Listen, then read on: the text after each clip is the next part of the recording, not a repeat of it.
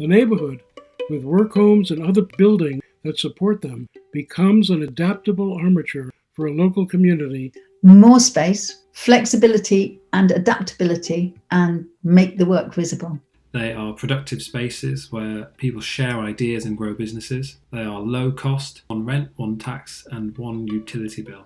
We need to demonstrate we can both live in work, but also live with work safely, securely, and affordably. A once-in-a-lifetime opportunity to rethink how we can create more productive, more imaginative, more equitable life. We need to conceive of changing ideas as a practical physical activity.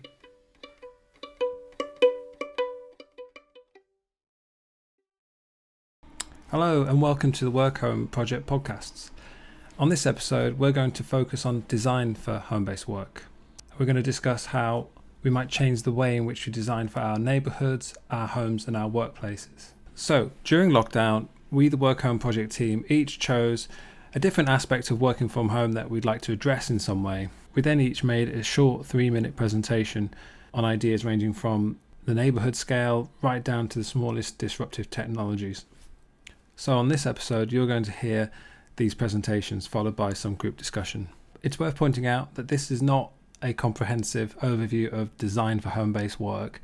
For further reading, please do visit our website, workhomeproject.org, where you can find a wealth of information with design guides and research.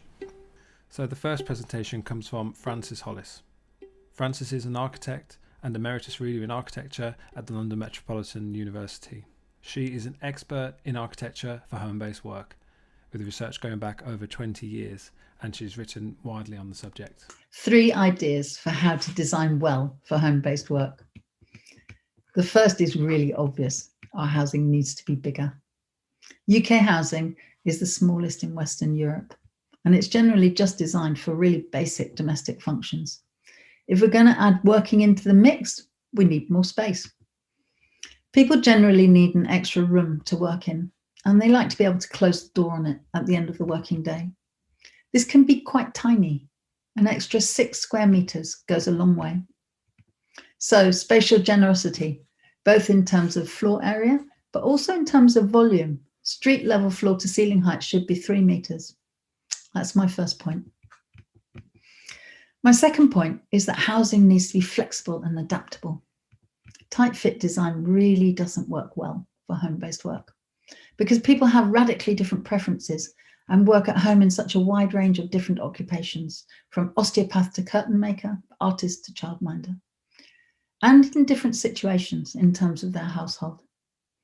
Flexible and adaptable housing makes different arrangements possible and gives people agency.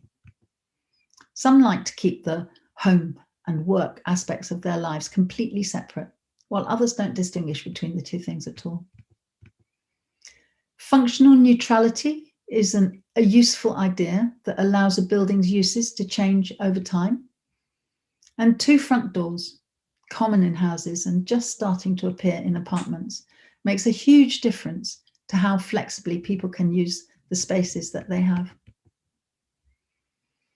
The third point is the importance of visibility and collective space. UK housing is traditionally inward-looking and designed for privacy. This can lead to real problems with social isolation and occupational identity for home workers. Making the work visible from the street is community building and increases the eyes on the street, making for safer neighbourhoods. Where a home-based service is offered, whether it's childminding or ironing, accountancy or psychotherapy, joinery, web design or music lessons, making it visible from the street strengthens the local economy and helps to build local social networks. Collective courtyard and garden spaces encourage neighbours to get to know each other, making home-based work visible to people with local community knowledge. So these are my 3 ideas for how to design well for home-based work. More space, flexibility and adaptability, and make the work visible. The second presentation is from Howard Davis. Howard is a professor of architecture at the University of Oregon and author of 3 books, one of which is entitled Living Above the Store, Architecture and Local Urban Life. So It'd be no surprise that Howard is interested in the neighbourhood as a work home. One of the issues that's often raised with home-based work is the potential isolation of the worker, and I'd like to suggest that we expand the boundary of the house to include the neighborhood itself and ask questions about the life of a person during a typical day. Someone working in their dwelling may have the need to be among people and will take care of that need by going for a coffee or to the newsagent or to the grocery store or by fetching their children at the child care center. In other words, by doing things that they need to do. In addition, many people who work at home want to do it in a way in which the place they work is not immediately next to the place they sleep or eat. A photographer friend of mine lives in a small basement flat and built a studio for himself that requires a short walk out the front door, along the house into the back garden, and up a few stairs to the door of the studio. And there are many people who would like something similar, even an arrangement where they have to cross the street or walk a couple of minutes, during which time they can enjoy the fresh air and have a short chat with their neighbors. In a sense, the neighborhood is their work home. A neighborhood that supports home-based work includes work homes, but also businesses and dwellings that are not part of work homes, but which have the ability to change and adapt. Neighborhoods with a mixture of people and activities that can support home-based work are not static, with buildings and activities baked into place. The front bedroom of a dwelling may turn into a shop. The accountant closes her business, and the space is taken over by a young architect who lives next door. The house near the main road becomes a restaurant and commercial kitchen. The solicitor retires, and his office turns into the dwelling of a weaver whose loom is in the former library.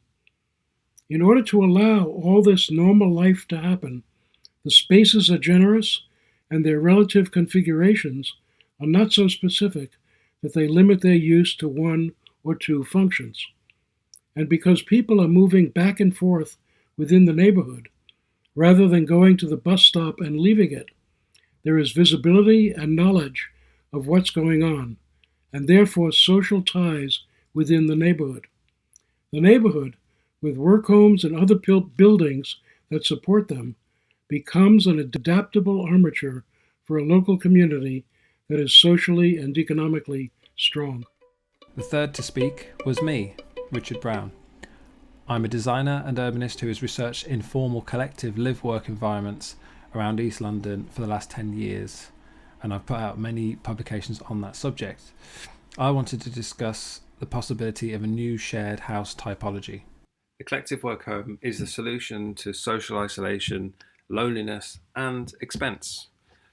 In my research, I've documented how creative practitioners and artists have long been living and working together in shared warehouses where they enjoy the benefits of working from home, but in a communal environment. So collective work homes are great for a number of reasons. They're shared and communal, therefore they're fundamentally social. They combat loneliness and isolation, they create support networks, new relationships where ideas and ventures are propagated, etc. They are productive spaces designed for industry, and so allowing a flexible range of activity from welding to web design. They're low cost. All tenants only pay one rent, one tax bill, one utility bill, rather than paying these things twice. They're locally significant. They bring a 24/7 concentration of practitioners to an area, potentially activating the neighbourhoods, local economies throughout the day. So, post-COVID, in a world where we all potentially work from home more often, could these relatively niche communal ideas be transposed from these informal shared warehouses that are fairly marginalised into a more mainstream sort of form of housing that benefits everybody? After all, generation rent is increasing, there are fewer opportunities to get on the housing ladder, and by and large, the nuclear family is becoming a thing of the past. Living collectively has been on the rise for a long time. However, our homes are seldom designed to accommodate living communally, yet alone working from home communally. So to build or to retrofit homes that accommodate this need, we need to consider the fundamental principles of how collective home-based work seems to work. For my research, I can think of it in a few ways. First of all, there's the structure of that typology, the structure of the home. It's essentially three things: it's bedrooms, its workspaces, and its living spaces. That's what really defines what it is. And size, 4 to 8 people seems to be a natural number that comes about. Large units with many people might be great for lowering the costs for everybody, but a bit more difficult to manage socially. Small units, you have the opposite issue. Privacy, a careful gradient from public to private space, private bedrooms, communal living spaces, and communal workspaces, and then maybe public yards. Management is key. Collective homes often work well when they're self-managed democratically. This can encourage better social engagement and a more efficient use of space. And on use, when managed well, a range of activity should be achievable in a shared workspace environment through careful planning and partitioning. And of course, visibility, creating opportunities for work to be made visible to each other and to others outside of the collective unit, those who might be walking down the street or waiting in a yard, for example. So those are the fundamental sort of outline ideas. But where do we go with them? I can think of 2 ways. The first way, of course, is to change policy and thereby legitimise what is already taking place out there in the city. And the second way, of course, is to change the way we build new houses. There are already a number of development models, such as co-housing, cooperatives, and community land trusts, that seem to be finding ways to bring people close together in housing developments. However, there are few that also provide workspace for renters that resemble these ideal characteristics. So it's my hope that the demands of this ever-growing home renting, home working workforce will influence developers, local authorities, designers to adopt these ideas so that all renters alike can work from home, free from social isolation, loneliness, and expense. At this point, we took a break to discuss some of the themes explored so far.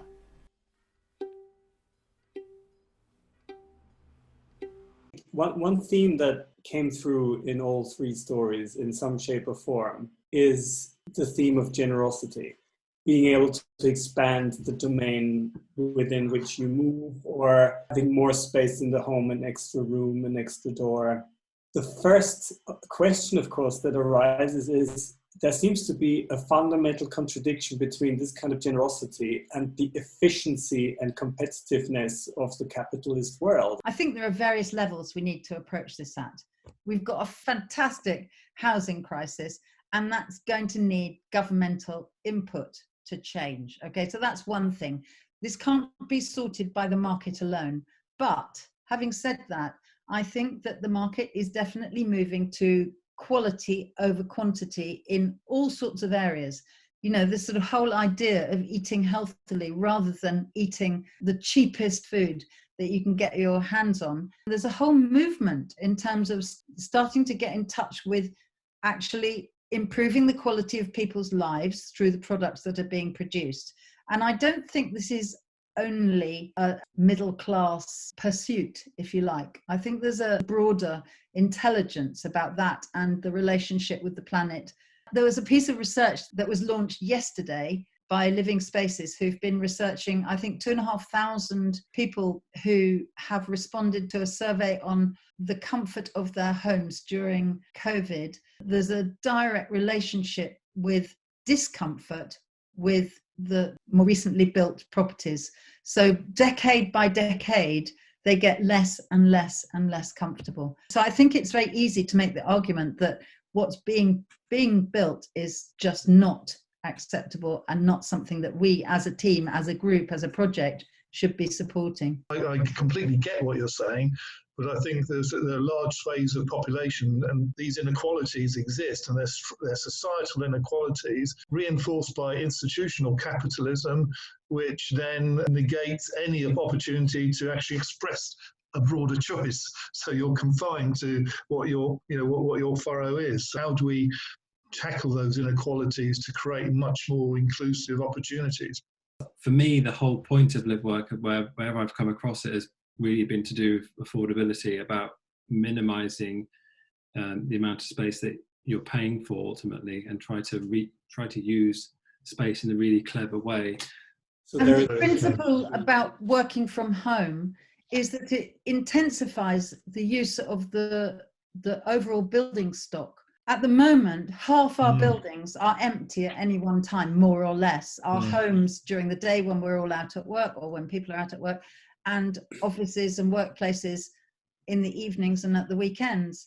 If one takes a macro view, by intensifying the use of the building stock, you are actually using space far more efficiently. And the other question about the economics of this is about where this is happening. We all know, looking at the news, that there is now a movement, exodus of the city, and people moving out into suburbs, moving out to the outskirts of cities where land is cheaper, where property is cheaper. Architects love the city for a reason, because it is dense and it is where people mingle and make things efficient. And if we all move out into the green belt and have tiny little noddy houses one next to each other, we're completely defying the whole idea of the Workhome neighborhood. And I live in a suburb, so who am I to criticize it? Say around London, you have to go a very long way before places get cheaper, before it really makes a big difference. And then the commuting costs are quite high, and you kind of condemn yourself. At the moment, it's still a thing that if you're in London, you're considered, or in Manchester or whatever, you're considered more successful as a business. Quite a hard call to downsize and move further out. I was sharing a platform yesterday with Ben Page from Ipsos Mori, but he's got 1,500 employees that are normally in a whopping office. And he was saying, I can't see when we're going to need that building again. He said, I'm one of 10 people in the building. What we have to recognize is that we're in a moment of enormous change. And I think that the need for businesses to be in central London has maybe evaporated overnight. The predictions are that 50% of the central business districts will be empty. And as a result, the property value will plummet. And so I think that this is a time of really interesting shifting sands. I guess in the same way, the suburbs won't be the suburbs anymore, because if people start working from home, that means that there will be much more interest in regenerating the local economy. Small town centers will blossom. There may be little shops around the corner where there were just front lawns. So I think there are lots of changes, as you say, that we can't quite envisage yet, because we're looking at such a different kind of situation. I mean, Dinah Bornett started something on Twitter today. She really thinks the 15-minute city is a distraction from a lot of real problems, and that not everybody can live in a little neighborhood. They're basically in Nowheresville. There's lots of Nowheresvilles, and so it's not really a panacea, at least not in the short term. But for me, it's like, it's a line in the sand to stop people designing these Nowheresvilles. Well, it comes back to, where the inequalities will exist. You'll have your 15-minute cities and you'll have your hour-and-a-half-minute cities, or, and what's better. And some of the things we looked at for a big debate with the government back in 2000 was the danger of creating fiefdoms, in effect, where you lose a lot of democratic power. But what you do, you get very strong local economies, these micro-economies, but actually societally we could be damaged if we don't look at it through a universal approach. I suppose that comes back to the kind of village life versus city life. I think the reason the 15-minute city sounds good is because it's got the word city in it. If Waltham Forest Village, or Peckham or whatever, they have a kind of coziness that is village-like, but it's also quite city-like. It seems to me that we're talking about three kinds of places, and all of them are valid, right? And I think discourse up until now has kind of said, well, people are coming back to the city. Let's talk about the city, forget about the suburbs.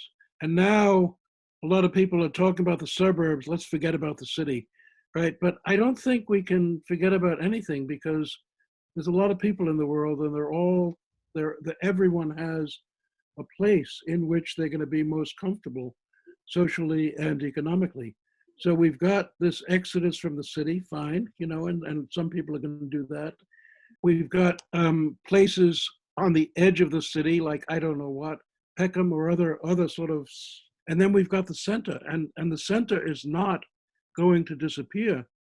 And I think what's going to happen in the center is that if property values do go down, then people who actually need to be in the center are going to come back to the center. And I'm talking about creative people like artists and craftspeople, and all the people who really benefit from being close to each other physically, right? And what needs to happen, in my view, is a kind of inclusive approach to what the living, the human environment is going to be, and not a kind of choice which would say, okay, let's support the city, or let's support everyone moving to Lincolnshire or wherever it is. It's all of those. Yeah, so for me, it's about how can the physical architecture support a new social architecture. So again, about thinking about the different dynamics about how we want to live our lives, how the variety of housing types sort of support both employment, but for me, it's around sort of future care and support. And it could be education, it could be a number of other sort of facets. It's the variety of types and also the variety of locations. I think the next step is from what Richard was saying, sorry, Richard, is about how you move from your collective model to one which is community-led. So we're still looking at very much at sort of individual versus public sort of model, but actually if we can create much more of a mutual approach to both use that space for co-working and co-living, I think that's a really interesting way. And that can go down right to the way that Howard, I think how you described, there's the architect's practice that becomes a library or, whatever you described, those sort of transformation.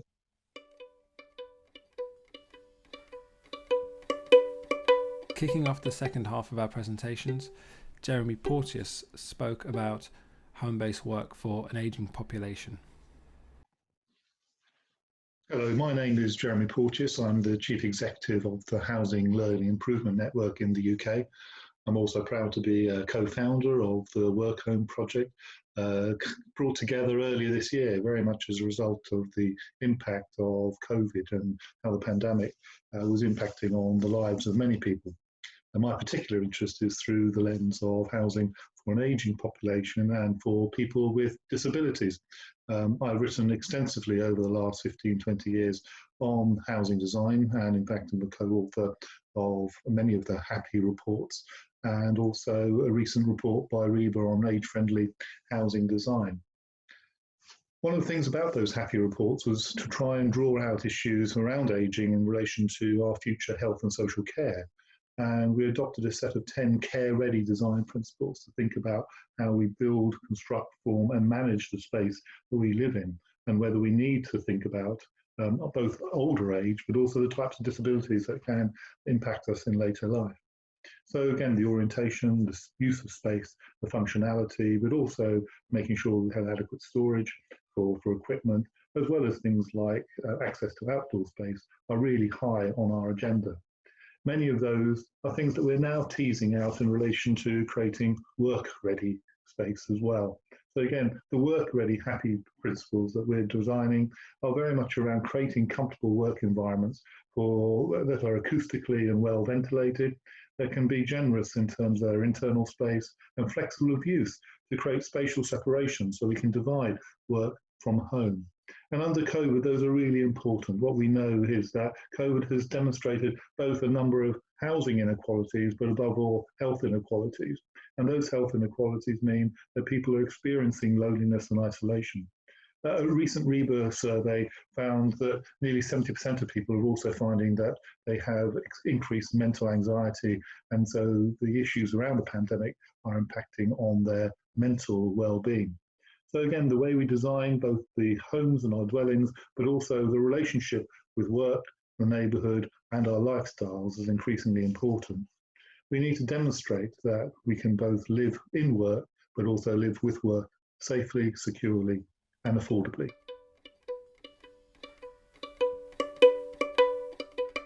So our fifth presentation comes from Kenny Ash, who is the founding partner of Ash Sakular Architects, and obviously is a keen advocate for home-based working like the rest of us.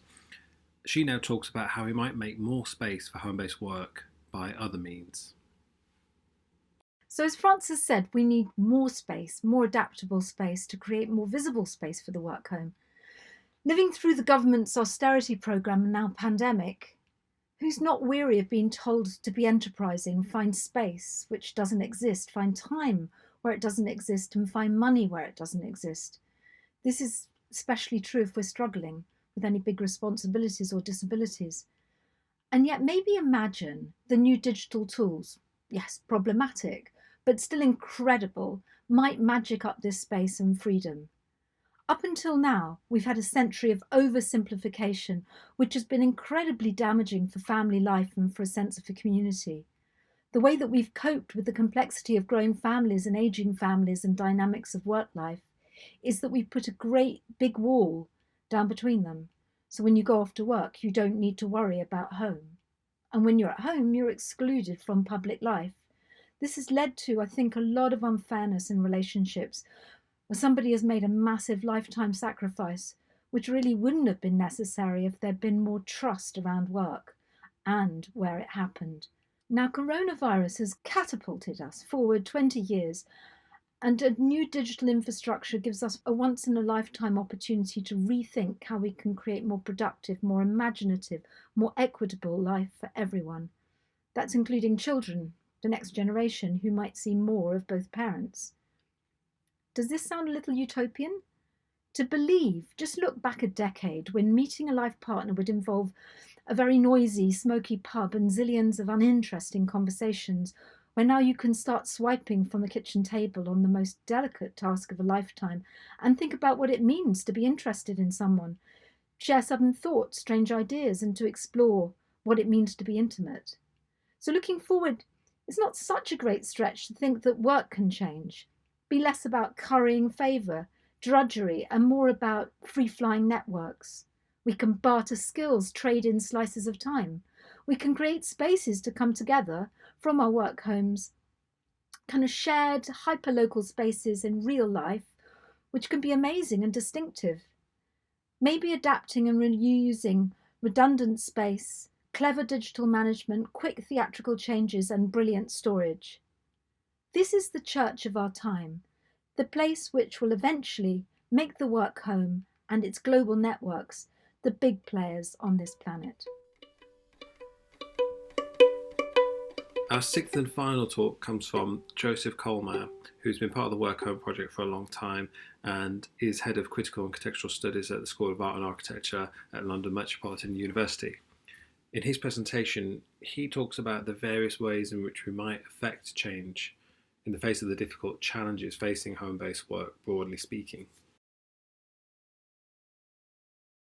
I want to talk about a paradox and its possible solution in the context of the work home. There is a problem with the word social in the context of social injustice and the structures that uphold social injustice, in that we tend to see injustice to be the result of a certain kind of behavior, of a certain set of ideas, of the allegiances people have, the ideologies that they follow, or the bias that they have. And that leads us to think that if we want to enact change in society or in the city or the world, we have to change people's attitudes. The problem is that it is very difficult to change people's attitudes, and it is much easier to change the structures, the very real structures that represent ideas and that have been created by ideas, and to then use this changed environment as a sort of laboratory or stage on which new ideas can be explored. One of these physical environments that I'm referring to is, for example, the typical segregation between work and home and the relationship between these two different modes of being and the kind of spaces and the kind of cities that they have led to.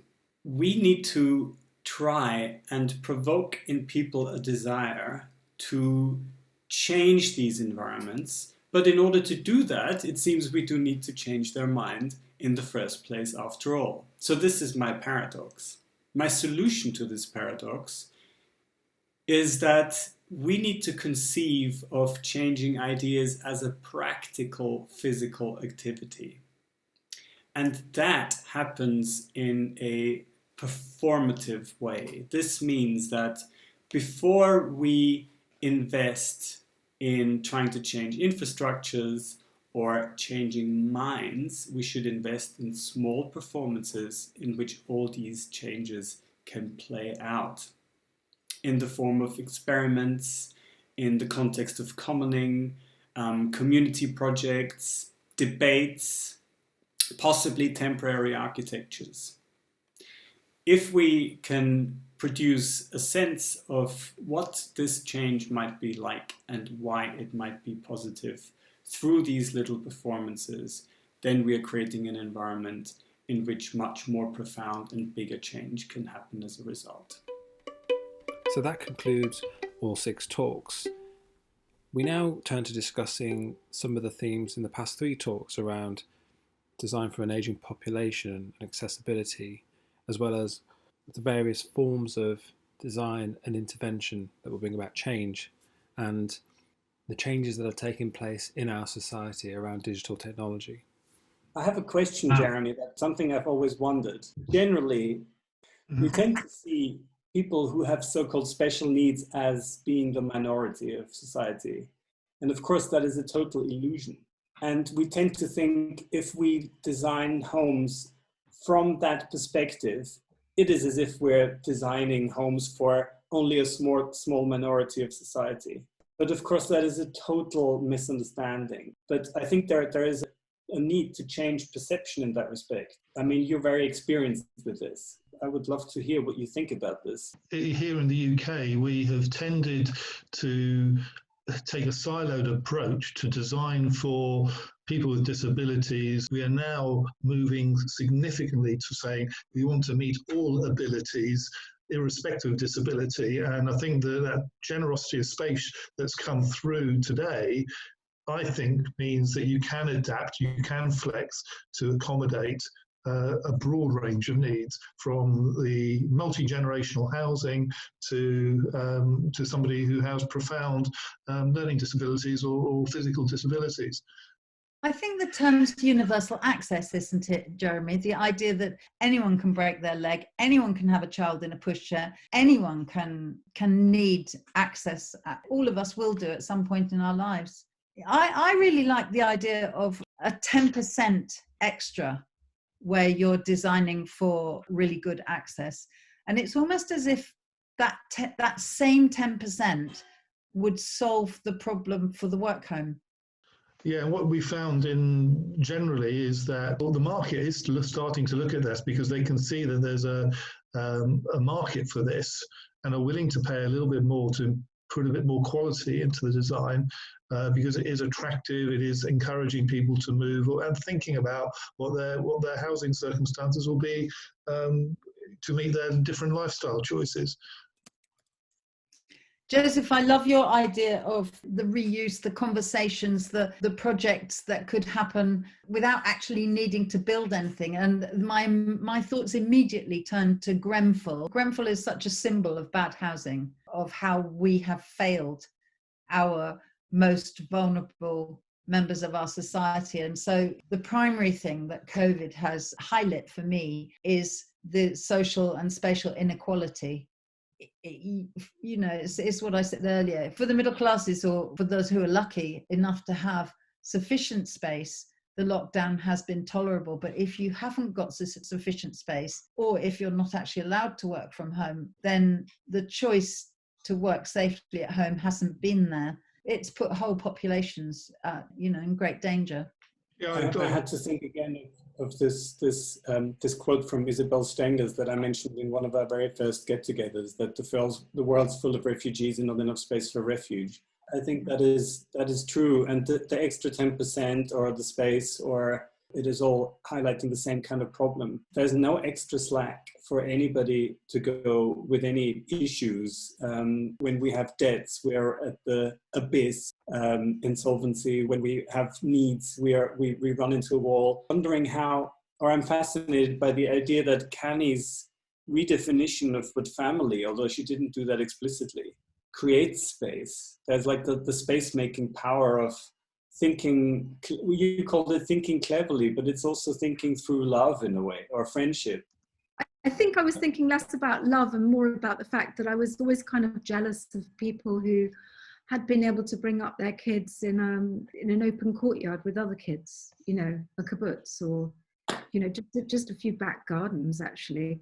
I think collectively bringing up kids, and that is a kind of 20-year affair, really. You do spread the load and you spread the love, if you like. And this kind of atomization, the kind of siloed nature of the home, whether it's horizontal or vertical, it's a kind of stupid idea, isn't it?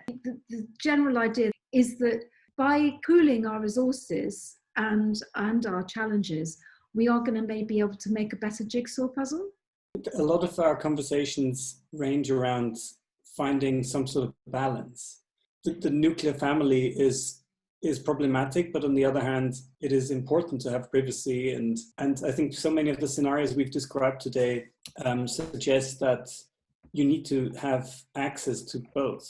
So housing needs to be made in such a way that you can move from being in a very communal situation to a private situation. And if you need it, that you can open up and expand and call on the help or resources that are out there. And if you don't want to, that you can happily have the space to be on your own. And so I think this is extremely important. And I think the 20th century has seen so many extreme uber communal approaches, like whatever, or uber private approaches, and that exactly finding a little bit of at this. The same time, I think there's a tendency that people tend towards retreat rather than expanding into their communities, showing vulnerability or showing need or showing enthusiasm.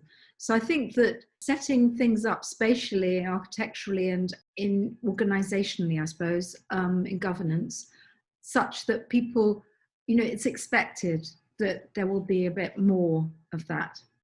You know, we've talked about design from quite a large scale already, the suburbs and the city, and we talked about the typology in the street. And I think what you both touched on is the potential role of disruptive technologies as we've seen them. And that's something that's totally viable. When you think about the way in which Airbnb and a whole other range of other disruptive technologies are now completely commonplace, and the way that you could use something like that to use space in a much more clever way and share space.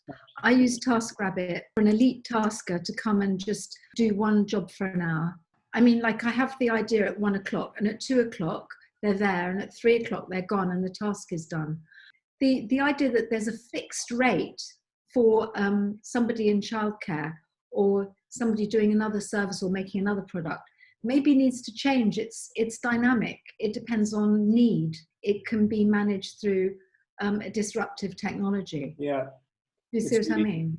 I think in architecture teaching, education, we should talk about Airbnb much more in that context. Like, to look at it actually how technology and urban fabric collide to create something totally powerful and strange and slightly slippery and scary at the moment, but it's here to stay, isn't it? I sort of think like we are going to have a different relationship with technology, you know, beyond just the apps and stuff. You know, there might be some voice says, look, you can't go for that competition. There aren't the hours in the day. If you set your algorithms that your kids are going to be happy or something, maybe something comes back and tells you. At this point, we talked about the effect of digital technology on well-being and mental health, particularly on younger people. Amongst us, we have all recognised these effects within our own households throughout the pandemic. We then discussed how this problem may be linked to other housing issues, such as access to good quality green space. Certainly what we've found with COVID is that working from home, having access to external space and if people have the opportunity to actually work in nature, this is enormously helpful.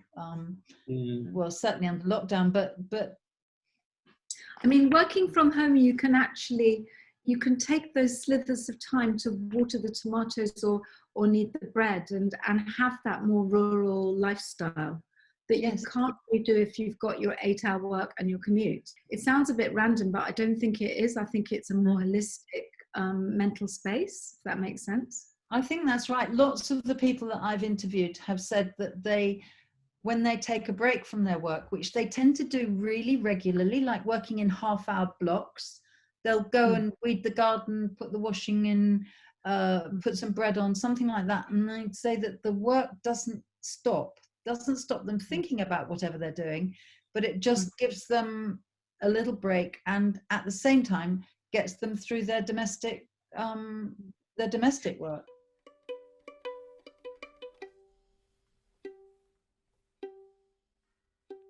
So it felt to me as if the 3 ideas fitted like a glove together. Actually, all the ideas fit together really beautifully. It's extraordinary. There's a sort of single cohesive entity. And it seemed to me that your idea, I really liked it because I thought you were setting up a social structure that was directly complementary with Richard's collective work-home structure and Howard's neighborhood structure.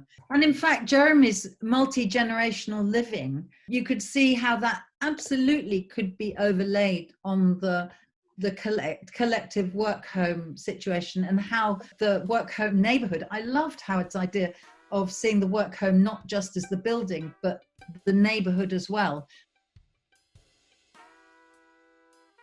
So there you have it. That's a collection of design ideas from each of us at the Workhome Project. We've discussed the home itself, the neighbourhood, new typologies, universal accessibility, the power of the individual, and how digital technology might help us reorganise our lives. Design for home-based work is a huge subject, so for a more comprehensive overview, please do check out our website and have a read of the many publications that you can find on there. Our next episode is going to be on policy, so do watch this space.